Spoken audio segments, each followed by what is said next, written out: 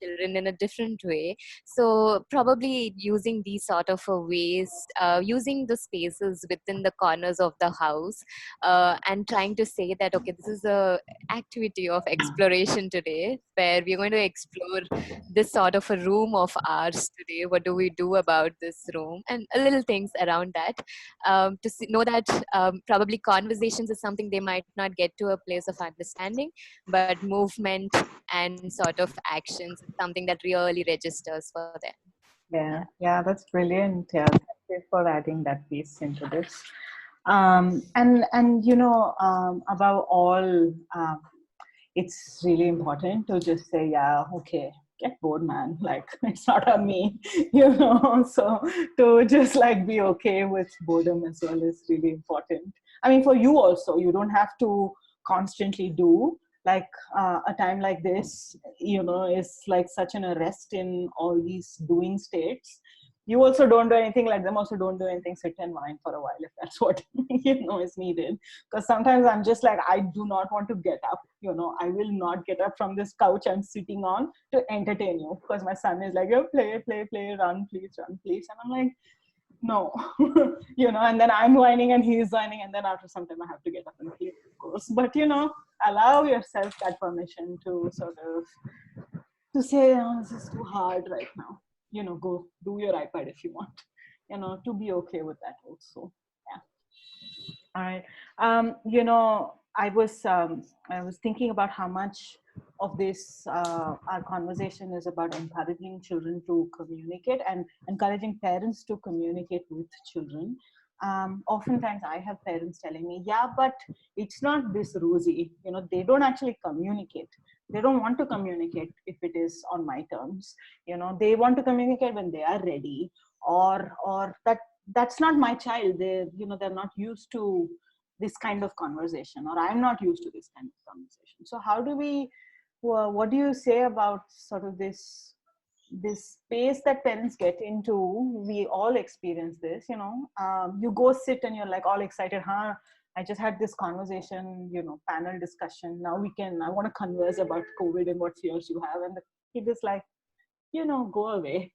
How do we work with something like that? How do we work with building deeper communication conversations with our children?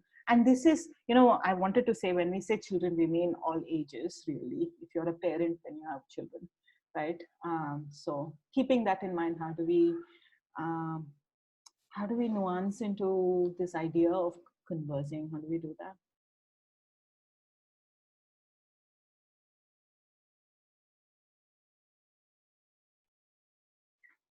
I think I'll start since nobody's okay.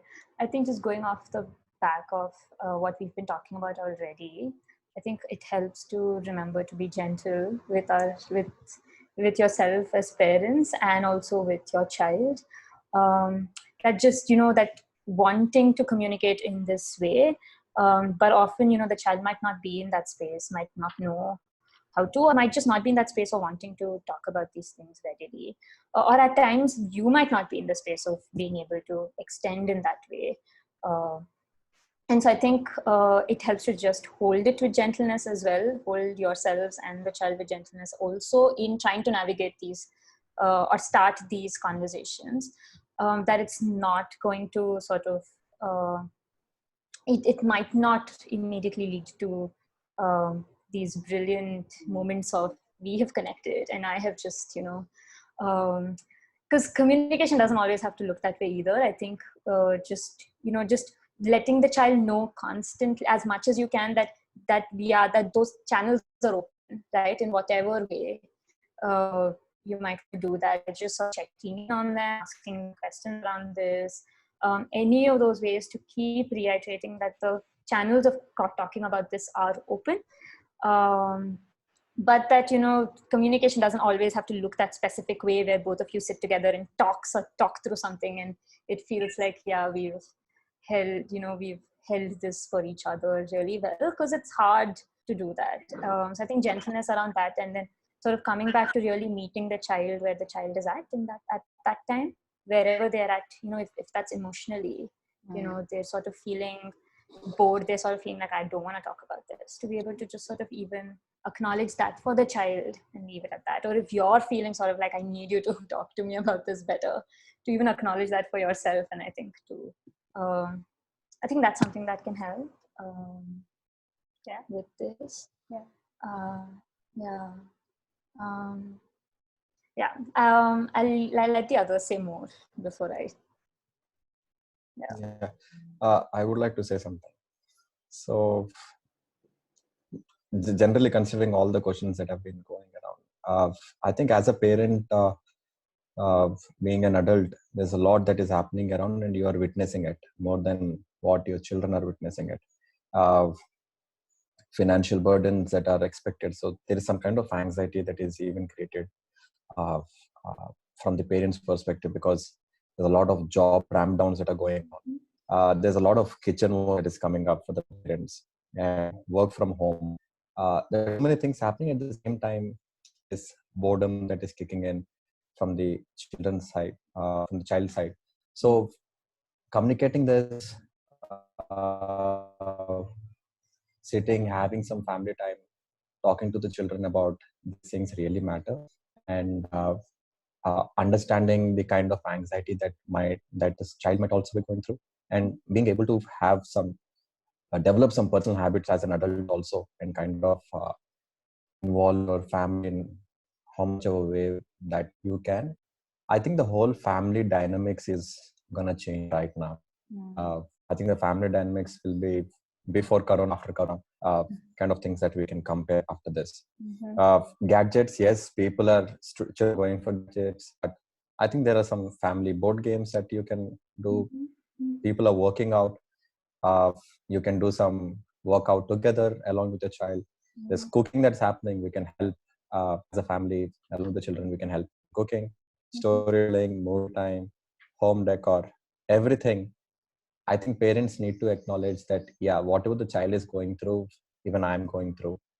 So whatever solutions I'm giving to myself, I think I'm going to share it with my child also. Yeah. It's a beautiful point. And for others, Niklesh is also a coach and a counselor. So Niklesh, I think you stepped in a little later, but we introduced ourselves. So just sort of introducing you in as well. Sure, yeah. I think it's a very good point, and I think ideas are replete. And I think one of the things is the only ways these wonderful ideas can be implemented, or even that you entertain these ideas, is it requires a certain willingness, right? I loved what Niklesh said about whatever the child is going through, I'm going through. I think for parents it's also important to acknowledge, wait, whatever I'm going through, actually the child is going through that. Just go with that assumption.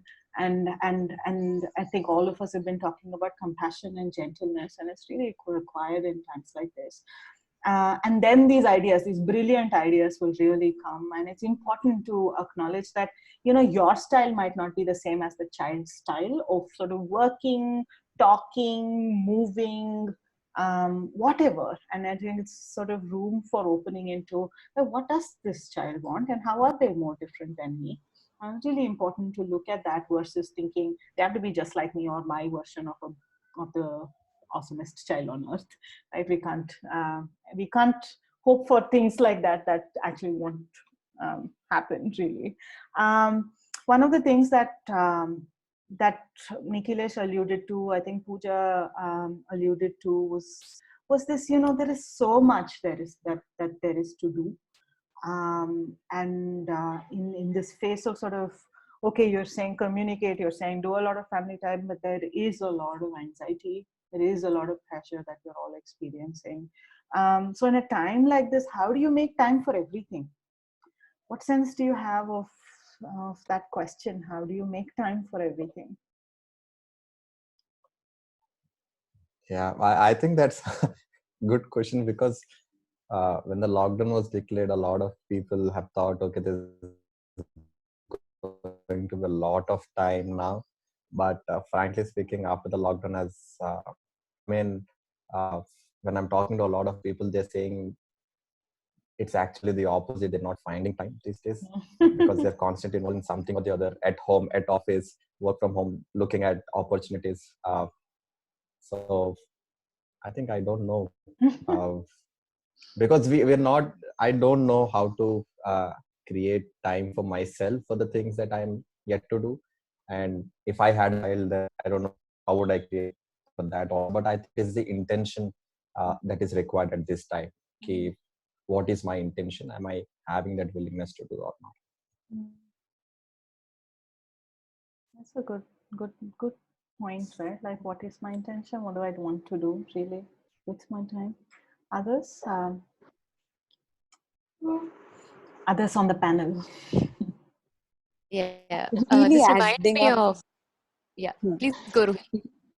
Yeah, adding up to what Nikhilesh was talking about, for me personally, like I'm not married, I don't have kids, but for me to sort of work from home was a little like this thing, but also intentionality to sort of say that yes, we are, all of the family members are going to stay home, and as a woman I'm going to do this thing, but I also have work for myself. So it all becomes about constantly looking at checking in with ourselves around, at the moment, what can I do? How much can I provide for others? How much can I provide for my kid? How much can I provide for myself, in order to have that free flow of time for self and for the kid? Like scheduling intentionality is something that is really will keep you grounded, and also help you to be present with your kid in a certain way, is what I was wondering. Yeah.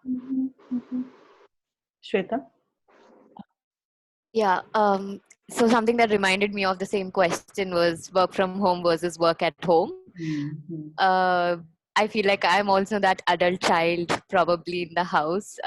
For my parents itself, who experience the sort of same anxiety of probably the ways that you need to be productive. So something that comes to my mind is being really aware of these worldly terms of the word productivity, the word use your time effectively, these sort of things when they are hitting us, because that can lead to a place of our anxieties itself, and how they can sort of become so overwhelming that probably I wake up, I don't do anything on the whole day for my children or for my own self. I'm gonna beat up myself before to bed that, you know what, like I didn't do anything productive, or I couldn't be useful for the day today. So constantly like being aware of these worldly terms that can come and strike us. To, to add on to what Shweta was saying, even I wanted to go on the word when man said everything. That word only made me feel so burdensome right now that, oh my God, there's a pressure for me to do so much. And what is this word everything? And where is it coming from that I have to do everything? That whole need to always be doing something, like productivity is something that's so much induced into all of us that we have to do something or the other all the time. That doesn't give ourselves that space, or doesn't let us respect our own limits. Like it constantly pushes us out of our window of tolerance, and makes us feel even more vulnerable, and probably not wanting to do anything because I'm already feeling burdensome inside, so my energy already is dropping out of me. So I really get tired by even not doing anything, but rather thinking about so much that I have to do. So that in itself is like creating so much of anxiety right now for me. And given the scenario of the COVID happening, we're already above the normal levels of our tolerance, and to adding on something over it makes it even more difficult for us, and not having compassion that we are going through so much. I don't know. I was also thinking about, when we're saying everything, there's such a tendency to say, okay, what is this everything? Let me make a list. And then, okay, fine, I'm making a list of all of this I need to do. I also need to fit in. Apart from this, I need my me time as well. So that becomes a to-do as well. So it's like everything becomes a to-do. And then we're wasting so much time in that to-do that really getting to do that itself feels like, why I can't do this. And then again, that space of, okay, let me make another to-do. And, so this is how almost like every day becomes this sense of, okay, let me do this. I want to do this. And then, how do I scrunch in time for this? But really, I think that, like Lalita Pooja was saying, how that can become so overwhelming. Just the making the lists and compartmentalizing these spaces for ourselves can become so overwhelming. And so how can we start with the smallest thing that we would want to do instead of just making that list? Because I feel like that's the space really to enter into what we want to do, like that intentionality. I think how can we just start with a smallest space, or like just the smallest thing that we would want to do right now, and then work these things for ourselves, because otherwise it all just compartmentalizes into lists, and that can get so overwhelming, because every time you're seeing that list, it's like, oh, I didn't do something. But how can you just start with the smallest thing right now for yourself that you might want to do? I think that was coming up for me. That's a very good point. Agarwal, do you have anything to add to this conversation? And Ruhi already did, no? No, I think I want to add a small point. Sure. Yeah, please go. So when we are compartmentalizing things, yes, we need to also acknowledge that my time with the child is also getting compartmentalized, and there's little time that I'm going to spend. Not everything, not all the time that I'm spending is going to be with the kid. In the same way, the kid also has the same 24 hours that I'm having. So kid is going to have other time, and there's a lot of autonomy that the kid is having right now to do whatever is he or she wants. So the little time that I'm going to spend with the kid, I think now the emphasis on the communication is more, because whatever I'm going to communicate, I think will have to drive him or her in terms of what they are going to do in other times or their me time too, because there could be a lot of addictions or other things that might creep in. So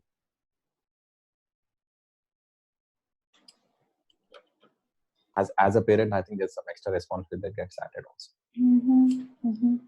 Absolutely. Yeah. Garwal, you were going to say something? I was just going to say, like, I think just piggybacking on what everybody has already said, but as a parent, I think again to acknowledge that you might not, that there is a lot of work to do, so you're not going to be able to spend all your time with your child possibly, and that the same can't be expected from the child either. But if it helps to sort of come up with a routine together, even just a general routine around the day of how each day can look like, sort of setting an intention for the day, how the day can look like, and maybe doing that with the child. So it's a way for you, of course, to sort of start your day in a way that hopefully is not going to be overwhelming for you with the list of things to do, but instead just this is what I want my day to look like. And it's sort of a way to help the child also look at how they'd like their day to look like, and then what are the points where there's time to spend together as a family, or so that's just something I was thinking about, just of what everybody was saying.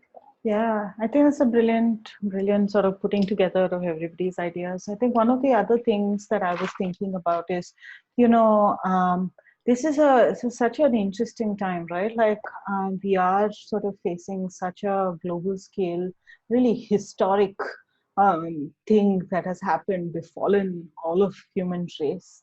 And in a time like this, I'm sure you've been reading news snippets about how there is luscious green patches now, and birds are coming out. There is sort of these rare creatures that we haven't seen in city life. They're sort of coming out. There is more greenery, there is more quiet, there is something is reviving, the earth is reviving in a certain way. And there have been conversations within the news world about how it's not about people not being on the roads, and that's why this is happening. It's really like the capitalistic agenda is not being fulfilled really right now. So that's why it seems to be like the earth is breathing. I don't know how and what your ideologies about life are, but one of the things that I am doing with my children is, I've told you what their ages are, but still being able to have this conversation about what do you think is productivity. Sometimes I say to my kids that 6:30 I'll finish the session, and 6:30 I will come and play with you, and then it will be 7:15, and my daughter is really upset with me that I did not come on time, and it happens consequentially, every day sometimes, for like the next 3 days it'll happen, and then she's really upset with me. And even in spite of making these schedules, these things happen. And so the conversation becomes, I'm human. I'm sorry, and I really feel bad that I told you a time and I'm not able to be there for that time. But sometimes we are not able to meet times, but what does that evoke in you when I'm telling you at 6:30 I'll be there, and I'm not there. And she'll tell me, I feel like you don't love me, you don't really care. And and then I talk about how, yes, it can feel like that, and yes, for me actually work is very important, but it's because I love the work so much. But it also means I actually do love, I love you, and I know that this is hard, and it's really hard to sort of live up to these demands that are placed on us for you also. And we go into examples of how, when I ask her to do something she's not able to do, she's also feeling guilty. So we talk about how guilt sort of sneaks into our lives, and takes away the love that we might have for each other. We talk about how, these expectations of how to be perfect sort of sneak in, because you said this time you are not, you have to be perfect. What does this mean about, so we talk about how perfection sort of sneaks in and takes away the love that we have for each other. And then we sort of restore this love again, because of the conversations. So it might not be that, you'll be this perfect parent because you're able to schedule and balance your life. Actually, I don't think that will ever happen, because, life is life, and shit is always going to happen. But what we can have room for is really conversations that are deep, that are vulnerable, that you can hold with your child and say, I am quite imperfect, and I am willing to sort of accept these mistakes, and I'm willing to accept that I am imperfect, and I'm willing to accept how perfection sneaks in, how capitalism might sneak in, how patriarchy might sneak in, all these kinds of things sneak in and take away the love. But I want this love to be there, and this conversation is an act of that. So when I'm able to say that, it doesn't fix the fact that I was supposed to come at 6:30. It doesn't. And I do have to work towards getting out when I say I will get out, and it is always going to be a work in progress. So can we embrace sort of imperfections? Can we embrace a conversation with our children that encourage them also to embrace the world as imperfect? Because if we start to begin to believe that the world is perfect, then we're going to start to beat ourselves about how I am not perfect and how I am not good enough. And this is the route to sort of shitty self-esteem that we can sort of donate to our children. And really, we don't want to do that. So really being able to begin to have important conversations like this is sort of the opportunity that this sort of pandemic is providing. Right? So I wanted to say that, and that is sort of the end of our 6 questions that I had from several of the parents that we have been talking to. I'm wondering, actually, I want to, Shweta is going to sort of take us through, a mindful view of lifespan development and emotional development of an individual from birth through through to hoping and considering that they will live at least till about 80, right? Lifespan development. So this is called the Erickson's model, but we're looking at how, this is what Shweta is going to show you is what are different emotions that are opening up in our lives as we live as individuals. And these are lives of all of us, not just atypical people who are sorry typical individuals who have neurodevelopment that are normative, but also children maybe with disability, parents with disability, parents and children who identify as queer. So it is for all sorts of individuals, a certain sort of rubric of different emotional experiences that we might have through our life.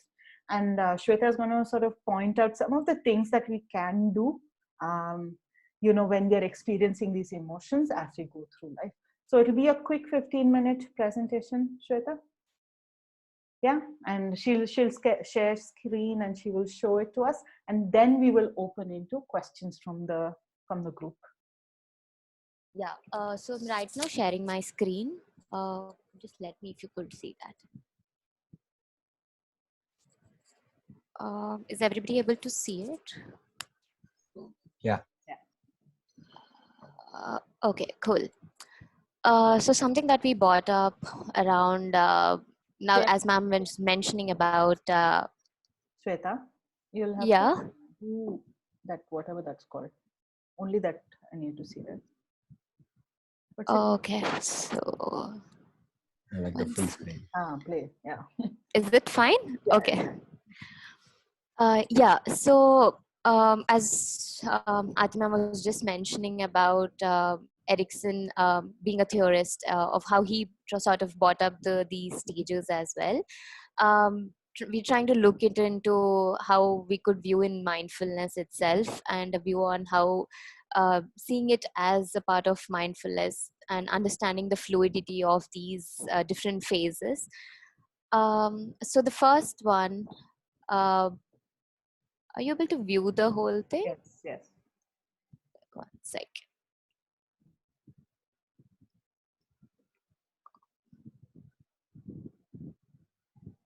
Okay, I'm giving it small so that it's covering for me.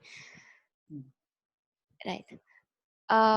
Yeah, so the first thing that he was talking about is trust versus mistrust, how the infant or the individual goes to a place of trust, and if they go into the crisis part where it can lead to mistrust, but trying to look at it from a place of how a caregiver can attend to this, is a caregiver attends to the infant, being mindful to the needs.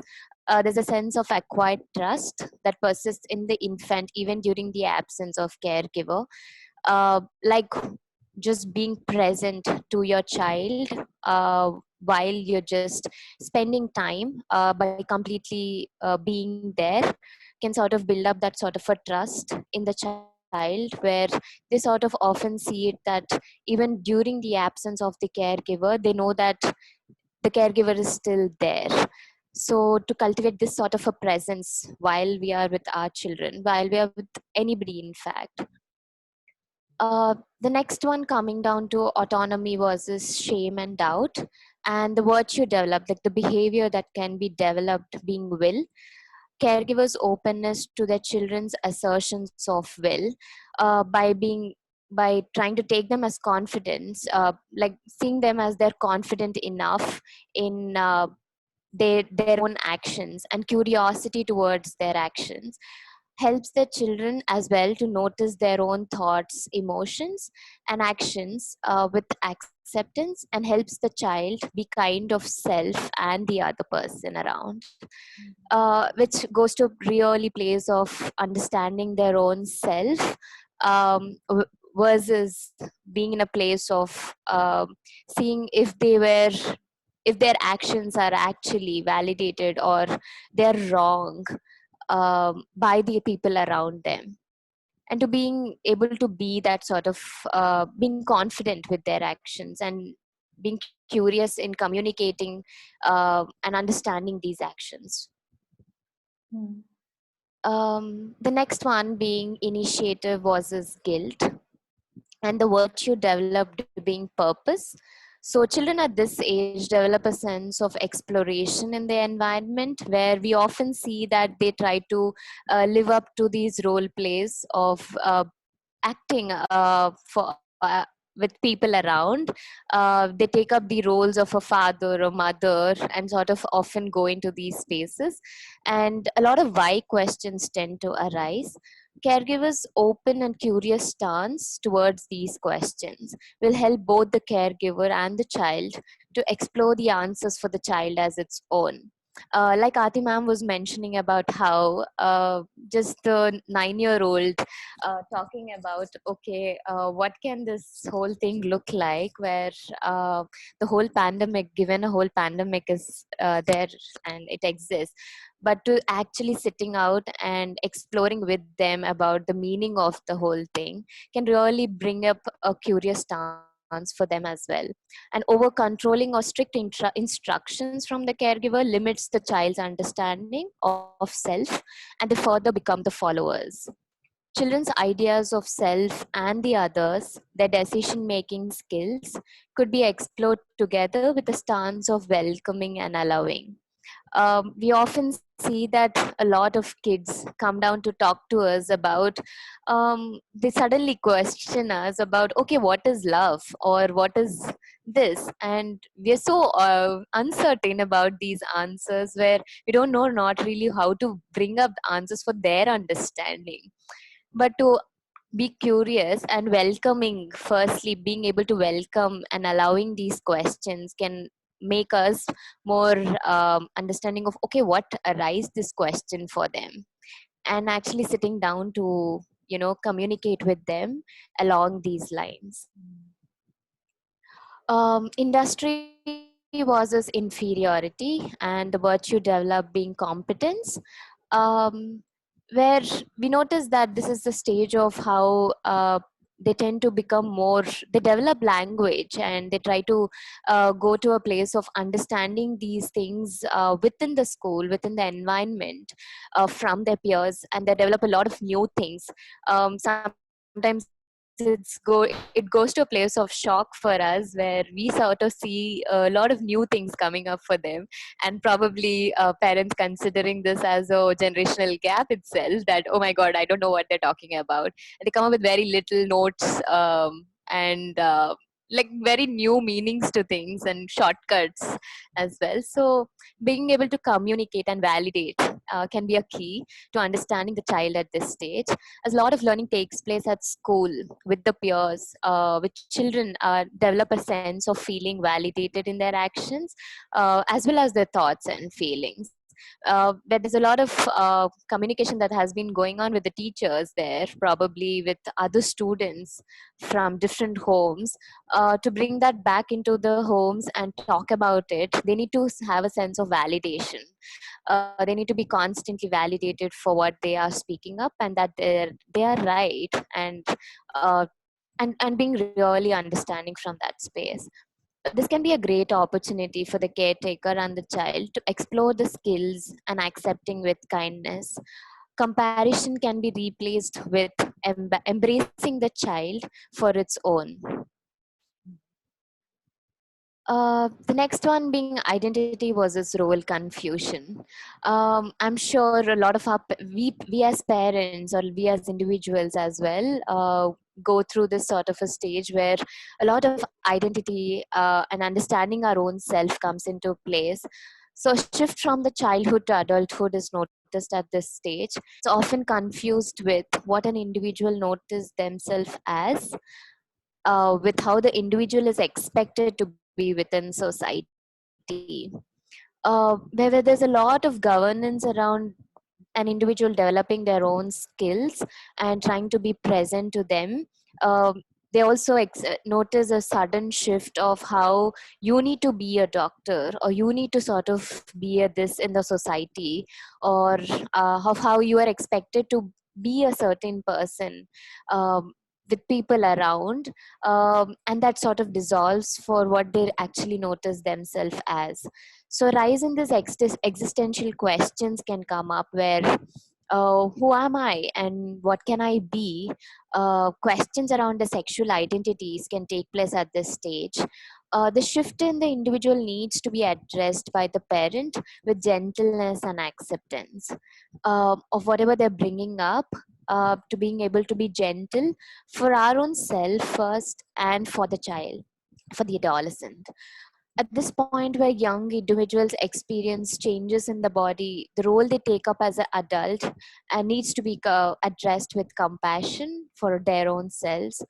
And when this is possible, the challenges and problems can be noted with more of compassion, and the individual goes to a place of trusting their own ideas and beliefs, which develop a sense of identity.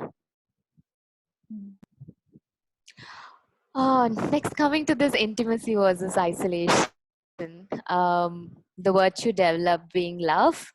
Um, yeah, I'm sure that we all go through these, we went through these sort of stages where we sort of noticed how we have sort of developed our own competence, we've developed compassion towards self, we develop a lot of understanding of our own ideas, values itself. But how coming to this place where there's an understanding of sharing companionship or finding a companion and sharing that sort of an intimacy, and it becomes very important. So the uh, gentle understanding around this is, as an individual develops a sense of identity of their own, so much of curiosity, gentleness and compassion, taking a same stance with the other person helps in acknowledging them for what they are. I'm sure we all of individuals fight with our own spouses, our own companions, our relationships, that you are not trying to meet this, you're not trying to be this, but allowing ourselves to first notice and acknowledge for the other individual as they are, a sense of noticing the other individual of their own within the relationships brings acceptance, and acceptance can further allow for a more sincere reciprocal of relationship and bond with the other person. And this is something about the midlife, generativity versus stagnation, virtue develop being care, a place for us to being able to understand our own parents probably, and how that itself can be so difficult. Experiencing a sense of gratitude and love among the relationships, individuals tend to extend this further for their surroundings, where they want to extend this care for the people around. And we sort of often see individuals going into a place of mentoring, volunteering, and that can sort of extend the legacy. So, shift in the family dynamics and the complete career paths itself, that can lead to finding new purposes in life. So, an attitude of kindness to allowing self to be, and by telling ourselves that to allowing to be, by seeing just for what we are at that point of time, and can bring care for self and for the close beings. The very heart, uh, throbbing or probably very overwhelming place of integrity versus despair, the virtue developed being wisdom. We often sort of notice how the older generation, or probably elders in the house itself, trying to sort of stay very closely connected to us by constantly conversing around their past lives, so to understand what this actually looks like. A sense of fulfillment from the contributions they make becomes utmost important at this stage. So, carrying a childlike curiosity while looking back into our lives, and just not the older generation, but for even us to sort of being more curious, rather regretful place, to looking back into our lives, that brings a sense of complete wholeness from that whole experience, and a moment to moment living and reflecting back with loving kindness can bring a lot of wisdom in just the present being. Yeah, with this, I sort of take a pause to bring about just the view of how we could be mindful, while crossing these stages and reliving these stages, developing a stance of coal.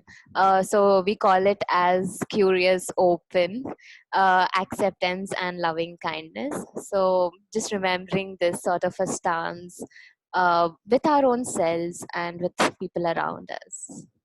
Yeah, thank you.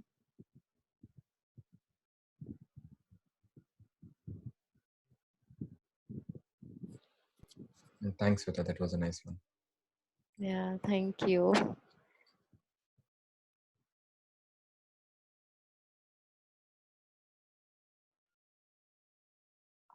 Can you hear me? All right. So I don't know if you heard me. Thank you. Thanks a lot for that. It was really a gentle presentation. And I think the idea of the heart of the presentation is also, we were looking at sort of the lifespan of emotions that can happen. Thank you, Safura. And hi. I am opening up the floor for questions from all of you. Do you have any questions about, other parenting 101 type things around in these times of, pandemic? Do you have any questions, any thoughts? We'd be happy to hear from you all. So I need you to press that raise your hand button, and then I will call you out.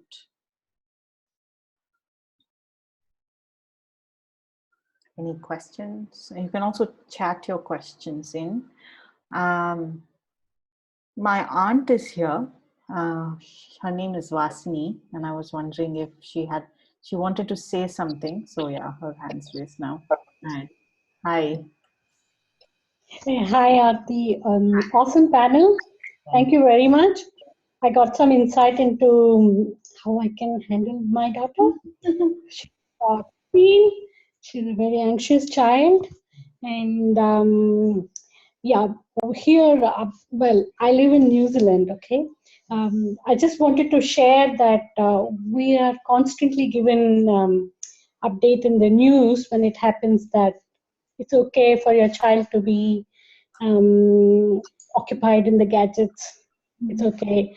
They keep saying a lot of things, like they say that don't go out hard on yourself, go slow on productivity. It's okay during this time, and take it easy. These are all the advice that we are given over here to to basically handle this kind of a situation that we are in. Yeah. Okay. Now I work from home, and myself and my son, we both work from home, and my daughter is home as well. But she'll start studying online from next week onwards, which means that they're constantly going to be on the gadgets studying online things. So it kind of I'm in sync with what you all said just now. And one thing that I wanted to share was my daughter wants to be heard. She doesn't want solution when she talks to me. When she rather talks to us, both as parents, she wants us to be hearing to what she is saying and not jumping into solutions for her. So sometimes just giving that outlet for them and hearing them out is a lot of help for them. I'm talking about a 15-year-old teenager. She is here, okay? So this is something I really wanted to share with you all, and it works very well. She always acknowledges that I just want you to hear. I don't want you to give me solution, is what she says very clearly. And it helps. Yeah. It really helps because she is able to talk to us without any of our inputs to her thoughts, her emotions. Yeah. And it was wonderful to see that she said, okay, I've talked to you now. I'm fine now. You don't have to say anything. That was really, it took, as a parent, it took us a lot of time not to say anything to her while she's talking to us. We immediately jump into solving her problems or giving a solution to what she's saying, which is just not required. So for some of the aspects, I guess it's not, you need to be, you need to value in what is it that's being discussed, and then ask, do you want any solution for it? Oh, it took me a lot of time to come there to understand that, but it did help. So this is something I want to say. But personal perspective, you guys are awesome. I really enjoyed each and one of your replies to those questions. Indeed, you're doing an awesome work for all those people who are looking for guidance. Yeah, that's me. I will jump in if I have anything more. And thank you for giving me the opportunity. Yeah, thanks. Thank you. If you have family on a panel, they're always going to say good things about you. But we're also good, so thank you, Chiti. I do want to acknowledge that I think it was wonderful to hear a parent say that, after all this work that it has taken you, you do see the brilliance of being able to listen and just listen without giving advice. I think a lot of parents really grapple with that, and I'm so glad to hear from you what it feels like to be on this other side, learning to sort of hold space for your child. So brilliant. Thank you so much. And I also want to point out, and you're really privileged to sort of be in New Zealand right now, where your government is able to tell you, chill it. Don't think about productivity. I think in countries like ours, I think we really have to grapple with a lot of these things around financial stability, lack of clarity on how we are being held. So I think that's something that is an additional burden. Just that given that you just shared how your country is sort of being there for the people, it just reminded me that we are grappling with some of the stress around lack of clarity as well. So yeah, just wanted to put it out there. Yeah, very true, very true. I think when I was very mindful when I wanted to say something that is relevant over here, but not so relevant to where you are dealing with it. Okay, but let me tell you, this information about productivity, I just got it an email today from my union. I'm part of a union from the workforce, and they very clearly say that. So probably out there, union must be advising the same thing too, but I'm not sure about it. But yeah, thank you. And just not that because I'm your relative, I just tell you you're doing awesome. This is the first time I'm hearing all of you out there, your entire team. They're simply fantastic. Thank you. Thank you so much. Yes, I do acknowledge our awesomeness. So thank you. Anybody else would like to just comment, reflect, say something? Thank you so much, Sirisha. Sirisha says that she thinks it was a great session, especially the presentation. So thank you, Shweta. And Sheetal said that it was a good experience. So thank you so much. Meenakshi has her hand up. All right, Meenakshi.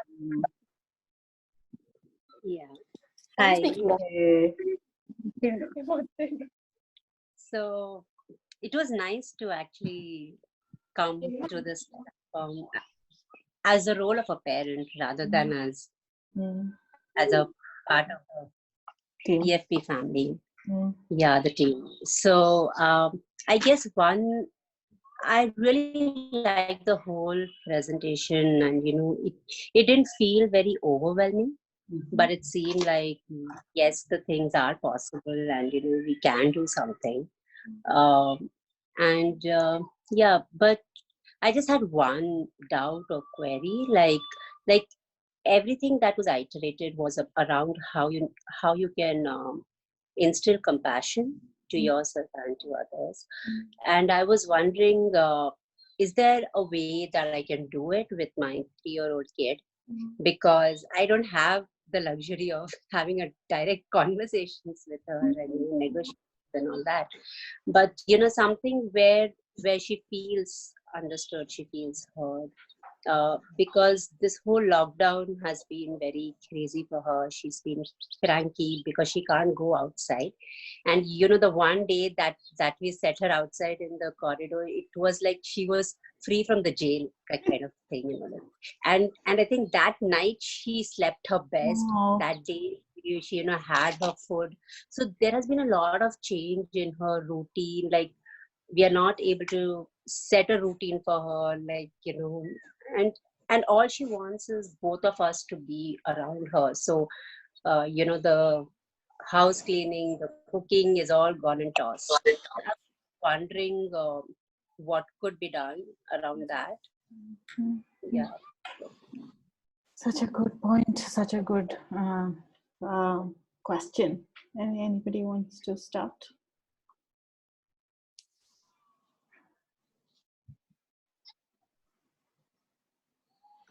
One of the things that I think is important is body contact with children that are that young. So a lot of sort of physical presence and regulation. So if I'm, my son when he was younger was a very colicky child. So actually it used to be very scary to come back home after work because he would pull my hair and he'd just be raging, and I had to sort of place him close to my chest. And so every day after I came back home from work, would place him close to my chest and we'd walk on the corridor almost like 20 minutes. And so from there, I learned that a lot of children, I know that my daughter as well loves physical presence. And I think uh, one of the most ready ways to be present for a child through the eyes of compassion is that physical presence. Just like Nikhilesh said, even Pooja said, that knowing that I am irritated, that means my child is irritated. This is happening. To just know that whatever feelings you are feeling, your child is going to feel, and worse so because they are not able to articulate it because language is not developed yet. So to be even able to give words to their experience, I know Shrishti, I know that you told me that she's able to understand a lot of this language and words as well. So to be able to give language to some of that irritation, to be able to say, हाँ बहुत irritating है ना आपको, तो ऐसे आप करते हो जब when it is irritating, to be able to point out the cause and effect of her behavior, right? And really, I think I've had to sort of learn to just play with my children. I hate getting up and running. I just hate it, And I have 2 children, so like, okay, fine, I will run with you in this small house, So really, to tire them out has been this cool, nifty trick that comes to my rescue every time. But with a 3-year-old, and if there's just 3 people at home or 4 people at home, it's really important to rethink our priorities and say, okay, cleaning ko chodo abhi iske saath, So how do we sort of float in and out of things that we think are priorities that have to happen, and can we bring some fluidity into those aspects? I think, yeah. That helps. Yeah, thank you for the question. Thank you. I think Vasini has she raised her hand. Wondering if anybody else has something to say. We can have you talk, Siddhi, Vasini. What they showed in today's news over here, how they were managing the 3-year-old at home. Okay, I just want to share this.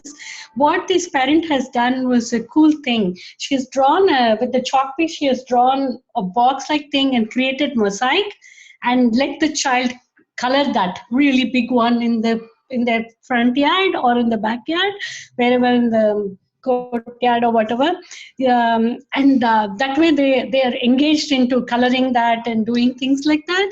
And these 3-year-old kids were thrilled doing it. I guess maybe that's something that might help, creating something for the child like that too. Absolutely. And one another thing I was taught with children of that age was when they say something, you tell them a story about yourself being like that, which helped me a lot. You know, for example, if they said that, oh, my stomach is hurting me now, even I have stomach ache, something like that. If it's raining, I don't like rain, then I used to say that even I don't like rain. Oh, we are so similar. Things like that made them more comfortable. There's some tricks that was taught to me to handle. So I thought I would share that. Thank Okay, you. thank you. There's a Redmi person. I don't know who this Redmi is. Is it Estelle? Usually it's Estelle. Sandhya? I'm sorry. Say I'm your Sandhya. Sandhya. Okay. Did you have something to Sandhya, share? hi Aarti. Oh, Sandhya. Yes. First thing, I'm elated to see all of you. I've seen at the mindfulness gathering, which you hosted a few months ago, with an awesome lunch and all that. I couldn't stay the whole day though. So I'm glad. I'm also grappling with all of these, and I've been trying my own ways, you know, the board games, and I have a 9-year-old son. Can you hear me? Yes, yes. Yeah. Yeah, you can. Yeah. So I just try to make a list and tell him that these are the things that we can do, though we couldn't adhere. So we ended up playing some games, and you know, fortunately for me, he's learning music. He plays on the mridangam. So I try to divide, you know, a bit of my time with him. But then I also, as you said, I let go all my cleaning and all that. But my issue is that I sing, and for me, my singing is therapeutic. I try to teach him some of the songs that we sang in school, like We Shall Overcome and all that. I'm making attempts. And the only thing is, I'm compromising on my singing time, but I sing while I'm doing the dishes and all that. And yesterday it struck that, you know, I could give him an activity and also make it fun. I said, let's do a letter writing activity to open up a conversation. So I asked him to leave a small letter under my pillow last night, and that I would reply the very night. I'm just thinking if it can help anybody, because it was awesome to, you know, read that letter. He started saying that, you know, I thank you for the tasty aloo bhajis that you made, because I promised, you know, a month ago, and he made a list of what he will do, you know, how he would divide his time. And he very cutely said that I could add to that list, and I love you, and so many other very nice things. And at the end of the day, it was like so heartening and so, you know, joyful to see that letter from him. So I just thought I'll share this, maybe a mother who has a bit of a similar age can, you know. I remembered your enchanting mail service. Yes, yes. I keep following you on Instagram, and yeah. So I also felt that it would help him write, because otherwise it's impossible to get him right. And under these circumstances, I thought I would compel him. But by making this, you know, fun, I thought we could have this conversation also. Yeah. That's brilliant. That's so sweet. Sharing. Yes. Yeah. This thought it might help That's some brilliant. parents. Thank you so much, Sandhya. Thanks a lot, Aarti, Precious. for Yeah. this wonderful session. I'm so glad. Thank you. Yeah. I'm your client as well. Thank you. So, yes. yeah. Yes. Yeah. Thanks a lot. Thank you, Sandhya. Yeah. See you sometime soon. Yes, yes, yes. I hope so. Yes, one on one. Yes. Yes. Yes. Safura, did you have your hand up? I think somebody else had their hand up and they put it down. That was Estelle clapping. So, Oh, yeah, I know. Okay. All right. I did have. ma'am, there's a question on the chat box as well, so we could sort of answer to that. You mean the question with Sheetal? No, that was sent privately, I thought. What are you reading? I don't know what question. Sheetal, to everyone. I joined late, so just want to know. I'm a mother of 8 years and a 5-year-old. Want to know how to keep them busy in this lockdown. I play various games with them, but at this end, they get back to these gadgets. They help me in household chores as well.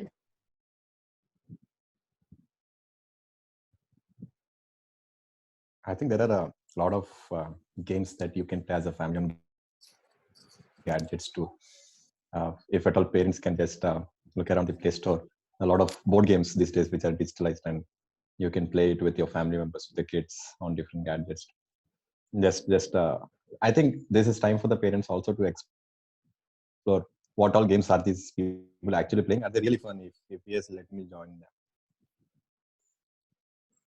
Yeah, it also tells me about how they engage already in the games that are played and also help their mother in the household chores, probably appreciating them for it again and again. Also, would sort of take their interest to how good they're already trying to be away with the gadgets, and that sort of can make them also notice when they go back to gadgets and how much time they would want to give for the gadgets itself. Yeah. Yes. If we are expecting the kids to come to our place, I think parents also should go to the kids' place. Yeah, totally. Brilliant.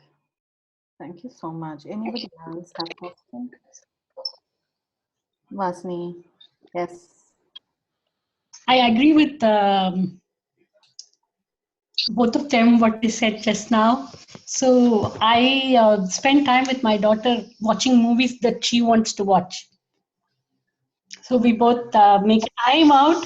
We both sit and watch the movies, and we are really bonding, I should say, because we are doing what I'm going to her place, what she wants to do things, and that's really helpful. Yeah. Yes. Thank you. Brilliant. Thank you. All right. Sephora, is that a raised hand? Okay. Hello everyone. Hey. So nice to see you all rocking Instagram, huh? I'm not sure what you said. Are you all able to hear me? Just yes. Sumya. Yes, yes. Yeah. I just wanted to add on this point that the idea of being on a gadget again, like now I've seen my brothers here, they have 3 6 years old kids. He used to play PUBG, right, on the phone. And then the kids do learn by observation. That is the main point. And the moment I said them is just you started playing your GC, he's looking at you and he's learning. And believe me, he's playing more good than my brother. Mm-hmm. Mm-hmm. So now it just stopped it. Then just now what ma'am you said about indulging them in other protective activities. Why can't a parent working from home can just ask the child to sit together and then look at the productivity of the gadget that we can use and answer all the questions that really child is asking about. Most of the time parents feel irritated and then don't answer the questions, and then children go back to their own thing and never come back to them for asking questions. Thanks for the session. Yeah, it's very helpful. I've asked almost all my family members to join here, but one of my sister-in-law is here and she's enjoying it. Thanks a lot. Thank you, Sephora. Just wanted to say that. I want to sort of reiterate that point. I do agree that actually what you might think is just what is this gadget thing might actually be a very wise thing. I have like my son who is 7 years old. Did I say 7? Yeah, he's 7 years old. He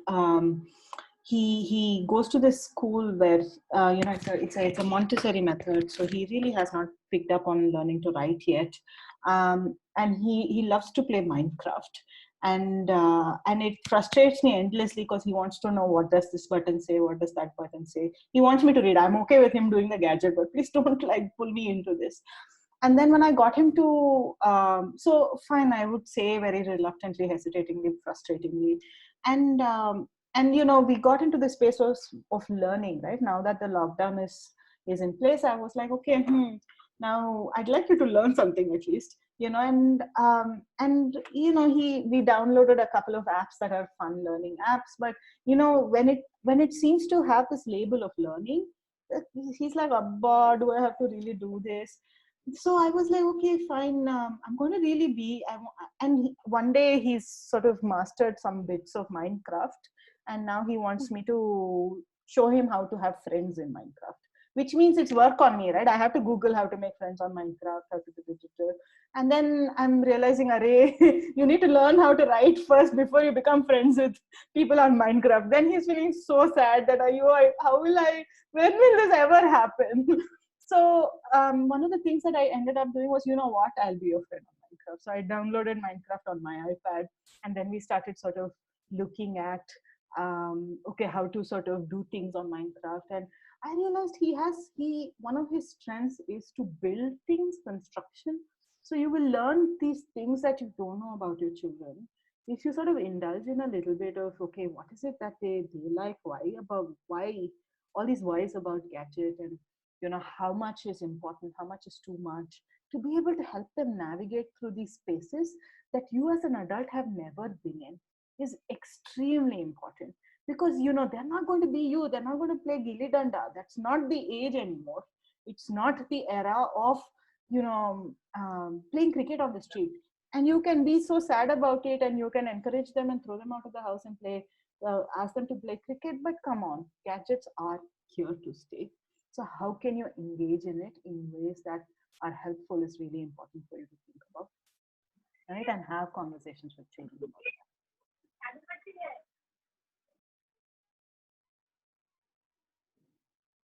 All right, any other questions? So learning apps for 5-year-olds. So Byju's seems to be a brilliant app, by the way. They have a little Disney version, which is a great app. So I'd highly recommend Byju's.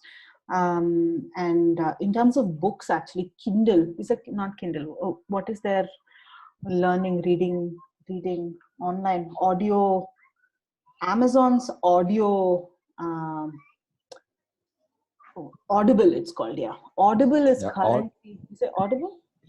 Yeah, Audible is giving the free audiobooks for kids now. That's right. Audible is giving free audiobooks for kids, and it's brilliant because there are so many children's books that are now available for audio listening. So that's another thing that you can sort of download and sort of point it to your child. Really, I don't think you can only take the horse to the water, right? So yeah. All right. Anything else? Madhuri has her hand up. Hey, Madhuri. And then Siri. Hi, can you listen to me? I can hear you. Yeah, we can hear you. Yeah. Hi. So the thing is that I have a 1-year-old at home, and I don't know what to do in this situation because I can't take him out, nor I can sit at home with him. Nor I can sit at home with him. We don't have choice. Like there's nothing up here at home to do with 1-year-old. What do I do with the 1-year-old at home? Aishu, what do you do? He just roams around with me, like I am cooking and he's there with me. I am washing the dishes, he's there with me, but he can't understand what exactly I am doing. He can't understand my commands. Like he just roams around, he blabbers something, and then he's just like a small puppy. He's just everywhere. I'm actually trying to look for the PowerPoint that Shweta sent. Give me a moment. But does anybody have anything to sort of add here? What does she do with her? Madhuri, I'm sure he's already so active. You need to get him to India first. So yeah, Madhuri is my friend from Australia. So yeah, I'm sure he's already engaging in a lot of ways with her.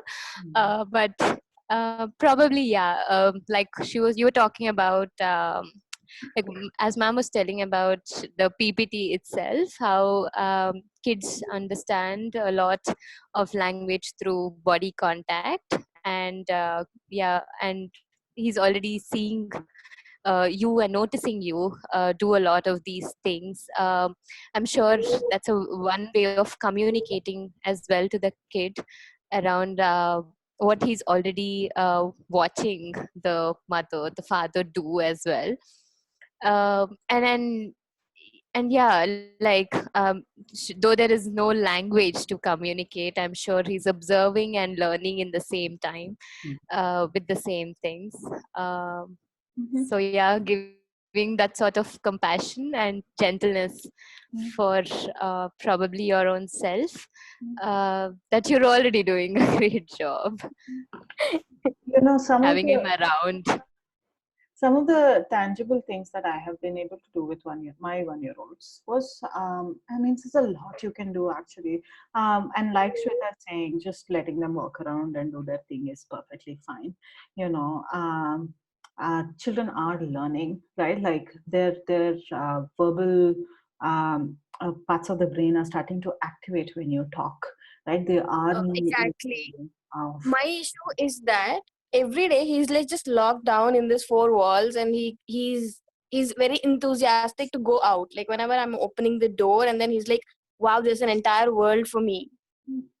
And then I just close the door and he starts crying. It's like I'm locking him down. I'm it's like one of the other person said, it's like I am setting him free from a jail.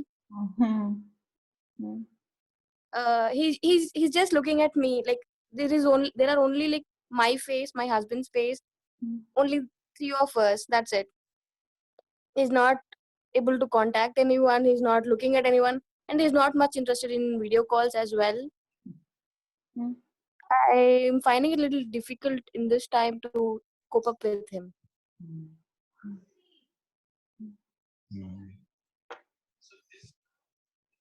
I think Madhuri, you're already doing a beautiful job.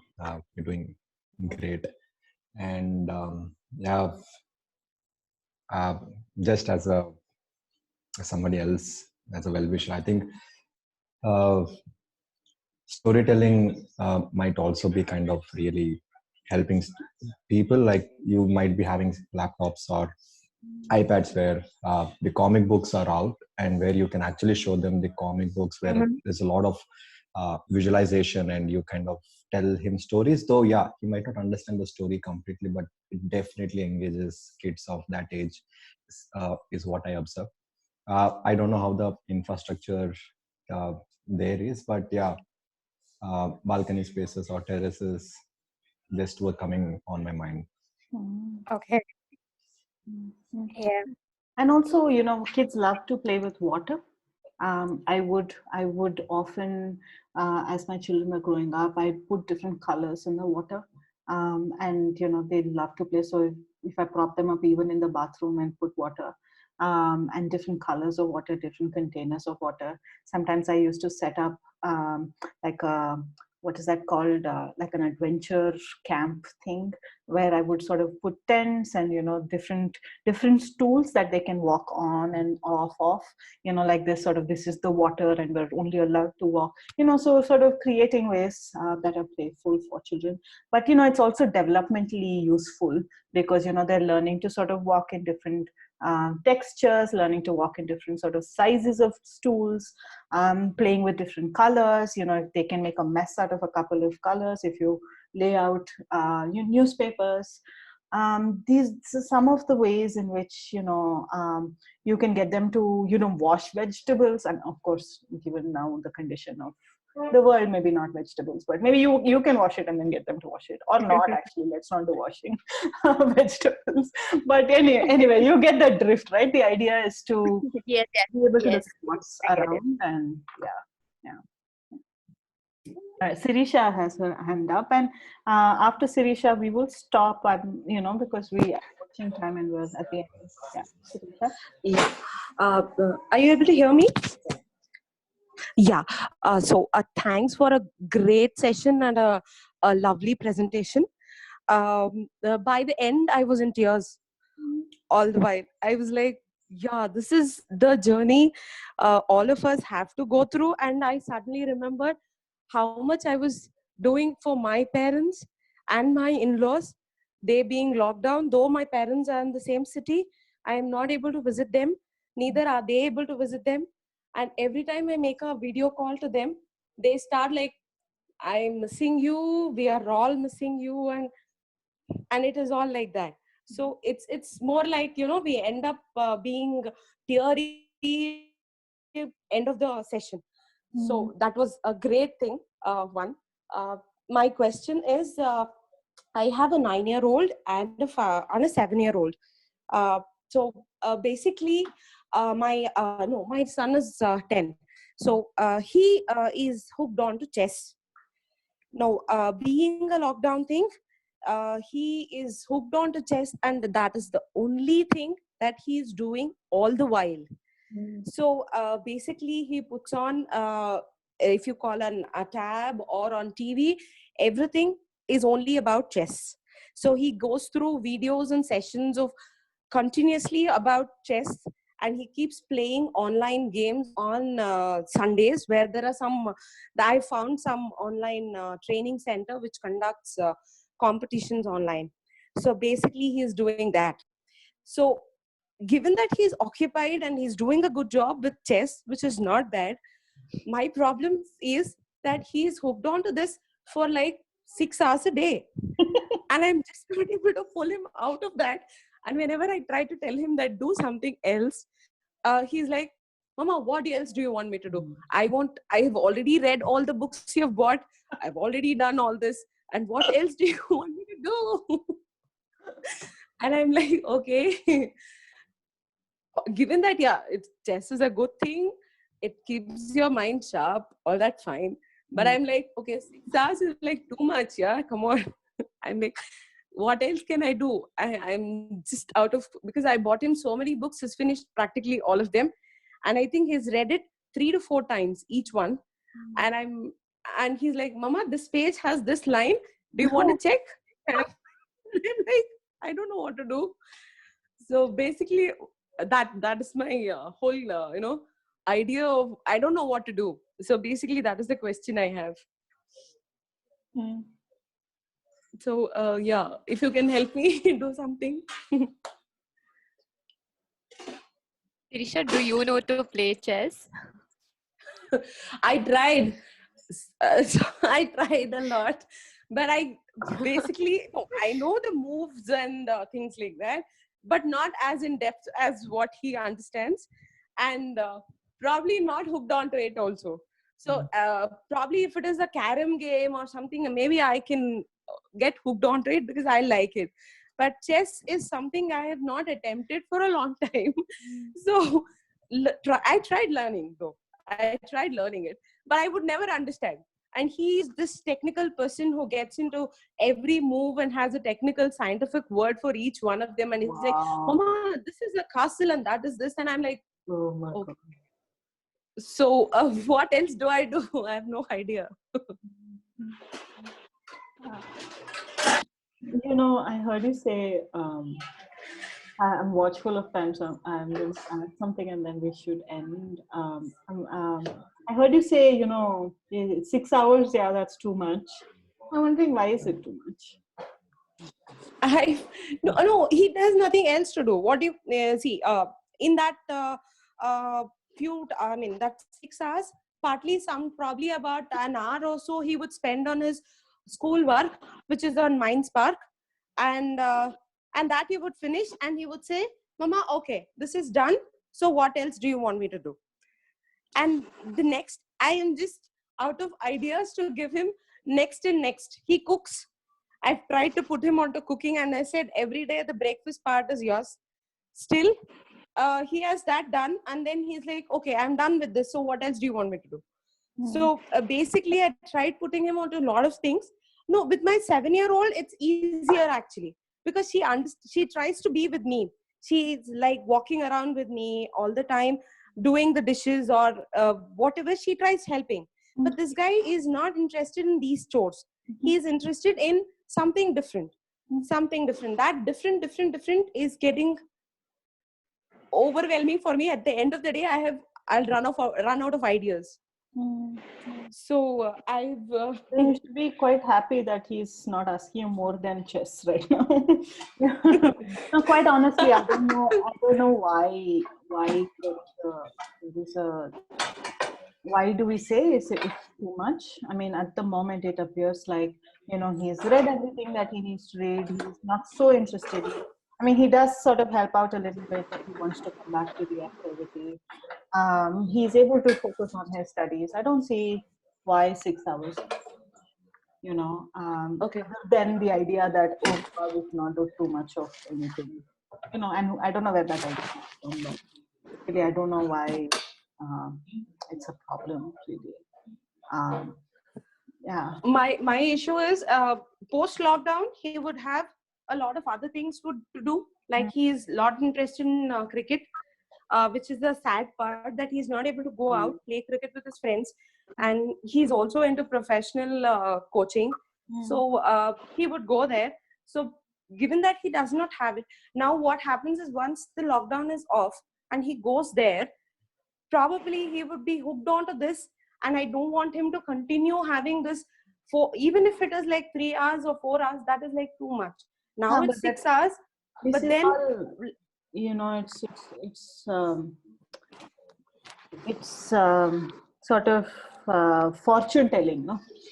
You're saying that today is going to be like this, tomorrow is also is going to, we don't know. It's all fear-based thinking that doesn't, at this point, to be able to just enjoy this, because I know all of us have these sort of peaks of interest, and then we sort of plateau in our interests.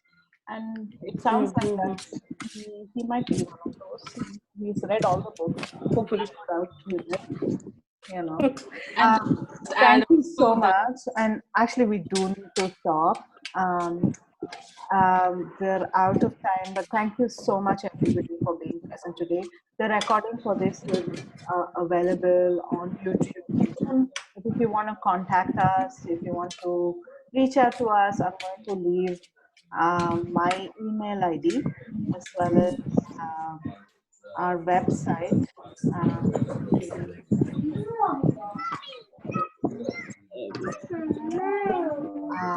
Thank you so much. You're welcome. All of you. And thank you so much for being here. I will see you all soon. Thank you. Thank you, Aarti. Wonderful, Aarti. Keep it up. It was lovely. Thank you. Thank you. Thank you. Thank you, everyone.